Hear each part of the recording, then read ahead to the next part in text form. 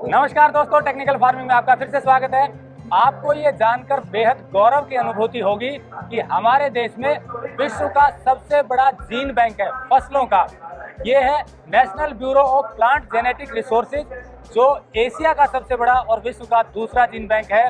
इसकी पूरी जानकारी डॉक्टर सुशील पांडे जी से लेंगे, क्योंकि हमें इसकी जानकारी नहीं थी कि हमारे यहाँ फसलों के बीजों का संरक्षण करने के लिए इतना बड़ा सेंटर है, जिसमें 4.5 लाख से ज़्यादा बीज संरक्षित किए हुए हैं। यानी कि इतनी ज़्यादा वैरायटी एक जगह पे सुरक्षित है। ये किस लिए की गई है, पूरी जानकारी सबको लेनी चाहिए। आपकी जनरल नॉलेज भी बढ़ेगी और देश में इतना अच्छा काम हो रहा है, इसलिए आपको अच्छा भी फील होगा। तो चलिए शुरू करते हैं। टेक्निकल फार्मिंग चैनल को सब्सक्राइब करें और बेल आइकन भी दबाएं ताकि आगे आने वाले वीडियो की नोटिफिकेशन आपको मिलती रहे। नमस्कार डॉक्टर साहब। नमस्कार, बहुत बहुत धन्यवाद आपका। डॉक्टर साहब, आपने बताया कि अपने देश में second largest in the world और एशिया का सबसे बड़ा जीन बैंक है। जरा विस्तार से बताइए दर्शकों को कि उसमें आप क्या क्या करते हैं और किन किन बीजों का संरक्षण करते हैं। जी डॉक्टर साहब। जी, ये national bureau of plant genetic resources तकरीबन 45 साल से एग्जिस्टेंस में है, और हम जैसा कि नाम भी बताता है कि प्लांट जेनेटिक रिसोर्सेज, इसका हम ब्यूरो संसाधन करते हैं। हम इसको भारत के हर हिस्से से, चाहे वो दलहन की हो, चाहे तिलहन की हो, चाहे अनाज की हो, चाहे छोटे मोटे अनाज की हो, चाहे फलों की हो, चाहे सब्जियों की हो, ये सारी डाइवर्सिटी सीड के फॉर्म में हम विभिन्न राज्यों से इकट्ठा करते हैं और अपने जीन बैंक में रखते हैं। हमारा पर्पज़ क्या है कि आप देख रहे होंगे कि आजकल क्लाइमेट चेंज बहुत हो रहा है। बहुत जल्दी से या तो टेम्परेचर बहुत हाई हो जाता है, या फिर सर्दी एकदम से बढ़ जाती है, ओला पड़ जाता है, बर्फ़ पड़ जाती है, पूरी खेत की फसल खराब हो जाती है। तो चूँकि कभी भी ये क्लाइमेटिक चेंज में बहुत सारे परिवर्तन आते हैं, और ये सब चीज़ें तो अगर ख़राब कर दिया, वो पर्टिकुलर वैरायटी ख़त्म हो गई, तो कल को अगर वो वैरायटी किसी किसान ने या ब्रीडर ने लगानी है तो वो बीज कहाँ मिलेगा। ये एक पर्पज़ की वजह से हम पूरे भारतवर्ष से अच्छी विभिन्न तरह की किस्में, चाहे वो उन्नत किस्में हो, चाहे किसान की किस्में हो, या फिर वाइल्ड रिलेटिव जो हम कहते हैं जंगली किस्में हो, इनको हम लाके जीन बैंक में रखते हैं। जैसा कि आपने स्वयं बताया कि ये एशिया का सबसे बड़ा जीन बैंक है, और हमारे पास तकरीबन 4.5 लाख जर्म प्लाज्म यहाँ पे कंजर्व रहता है, और विश्व में दूसरे नंबर का सबसे बड़ा जीन बैंक है। पहला नंबर का जीन बैंक अमेरिका का है, और दूसरे नंबर पे भारत में आता है। तो जर्म प्लाज्म को हम जो यहाँ NBPGR दिल्ली में रखते हैं, ये 3 तरीके से रखते हैं। या तो बीज के फॉर्म में रखते हैं, या टिश्यू कल्चर के फॉर्म में रखते हैं, या क्रायो प्रिजर्वेशन।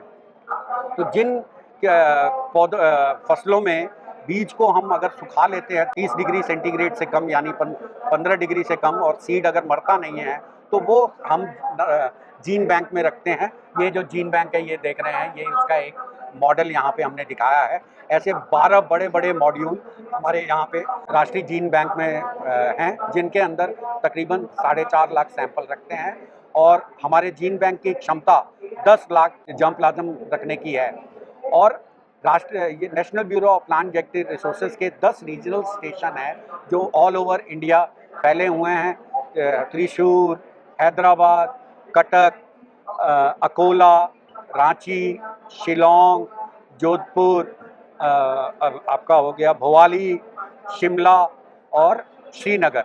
10 सेंटर हैं जो पूरे भारत में फैले हुए हैं, जो हर जगह की विविधताओं को कलेक्ट करते हैं और लाके इस जीन बैंक में रखते हैं।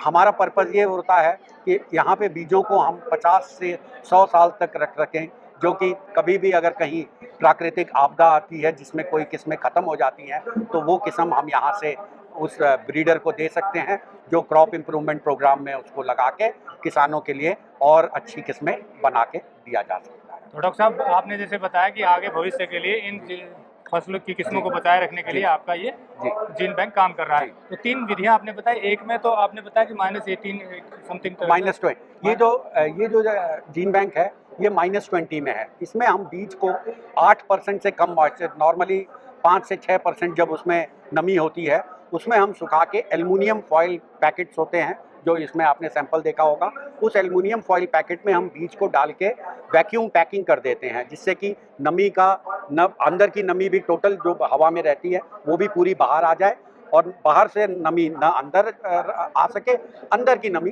बाहर न जा सके, पूरा सील्ड रहता है। और उन सील्ड पैकेट्स को हम जीन बैंक में रख देते हैं। ये तो हो गया बीज में। दूसरा हो गया बहुत सारी आपकी, जैसे केला हो गया, अदरक हो गई, ये सब आप बीज, इसमें बीज नहीं बनता है तो बीज की तरह नहीं रख सकते हैं। तो इसमें छोटे छोटे टिश्यू कल्चर प्लांट होते हैं, उनको ये अगर अलग अलग मीडिया होते हैं, ये इस पर पूरा पहले अनुसंधान किया जाता है। और जो खाने का मीडिया, क्योंकि बीज में तो खुद अपना मीडिया होता है एम्ब्रियो के आसपास, चाहे कार्बोहाइड्रेट फॉर्म में हो, एंडोस्पर्म और कॉटिलिडन है जो उसको एम्ब्रियो को खाना देता है, लेकिन यहाँ पे इसको खाना इस न्यूट्रिशनल मीडिया से मिलता है। तो इसमें हम रखते हो, लेकिन हम लोग इंश्योर करते हैं कि इसमें ग्रोथ बहुत स्लो रहे, क्योंकि एकदम से बढ़ जाएगा तो इसमें पौधे फिर मर जाएंगे। तो हम कोशिश करते हैं कि इसमें जितनी स्लो ग्रोथ हो, और जब हमको फिर इसमें से पौधे उगाने होते हैं तो हम इसको सॉइल में ट्रांसफ़र करते हैं। तो ये भी विधि पूरी संरक्षित की जाती है। और तीसरी विधि है जो मैंने बताया कि क्रायो प्रिजर्वेशन। उसमें कुछ बीज जो हम उसमें नहीं प्रिजर्व कर सकते सुखा के, उनको हम क्रायो प्रिजर्वेशन में छोटी छोटी टेस्ट ट्यूब्स होती हैं, उनके अंदर उनको डालते हैं एम्ब्रियो को, और फिर -196 जो नाइट्रोजन जो हवा में है, जब वो लिक्विड फॉर्म में आती है तो वो 196 डिग्री से -196 उसमें हम लोग डिप करके उस ग्लास ऑयल्स को उसमें रखते हैं। तो उसमें भी कई सालों तक उसका वो बना रहता है। इसमें 6 महीने, साल 2 साल बाद हमको दोबारा मल्टीप्लाई करना पड़ता है। बीज में फ़ायदा रहता है कि हमको 10 साल 20 साल, हम इसमें जो नेशनल जीन बैंक में बीज रखते हैं, हर 10 साल पे हम थोड़ी सी बीज निकालते हैं, उसका जमाव देखते हैं। अगर जमाव सही है तो उसको फिर कुछ नहीं किया जाता है, लेकिन अगर उसका जमाव कम होने लग जाता है, फिर हमारे जो रीजनल स्टेशन है उन पे हम बीज भेजते हैं, वहाँ मल्टीप्लाई करके जो भी किस्म जिस एरिया की है वहाँ मल्टीप्लाई करके वापस हम मंगवा के फिर से इसमें संरक्षित करते हैं। तो ये 3 तरीके हैं जिसमें यहाँ पे जीन बैंक में हम लोग बीज पौधों का भंडारण करते हैं। तो दोस्तों, जैसा डॉक्टर साहब ने बताया कि ये जीन बैंक जो है 4.5 लाख से ज़्यादा फसलों की किस्मों को संरक्षित कर रहा है, और सरकार का ये बेहतरीन काम है, और ये सब साइंटिस्ट के माध्यम से देश हित में किया जा रहा है। अक्सर हमें लगता है कि सरकार में कुछ काम बहुत कम होते हैं, लेकिन इस तरह की चीज़ देख करके मन खुश होता है और गौरव की अनुभूति होती है कि हमारे भारत में भी इतना अच्छा काम हो रहा है। यानी कि अभी नहीं, आगे की पीढ़ियों तक की सोच को ध्यान में रखते हुए, पीढ़ियों के लिए खाने की व्यवस्था को ध्यान में रखते हुए ये सारा काम किया जा रहा है। अगर आपको फिल्म अच्छी लगे तो लाइक जरूर करें, इससे हौसला बढ़ेगा। नमस्कार, जय हिंद। नमस्कार, जय हिंद। अगर आपको यह वीडियो पसंद आया है तो ज्यादा से ज्यादा लाइक और शेयर जरूर करें। साथ ही चैनल को सब्सक्राइब करना ना भूलें।